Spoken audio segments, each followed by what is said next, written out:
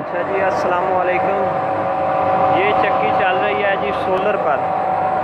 ये देख रहे हैं, सोलर पर ये चक्की चल रही है। तो मैं आपको इसकी छोटी सी वीडियो बना रही है।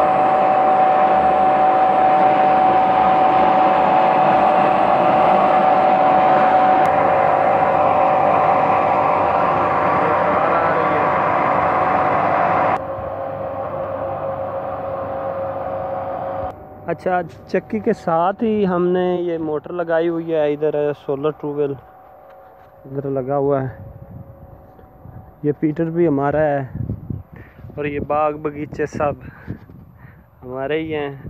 अंगूरें की बेलें हैं यहाँ। तो ये मोटर लगी हुई है सोलर पर ही, ठीक है। ये सोलर पर मोटर है। अच्छा, इधर ऊपर जो है ना, हमने प्लेटें इन 3 कमरों के ऊपर रखी हुई हैं, ठीक है। सोलर सिस्टम लगाया हुआ है। इंशाल्लाह इसके बारे में मैं आपको बताऊंगा तफसील के साथ, जो भी जितना खर्चा आया या जो इसका लागत आई है, ठीक है।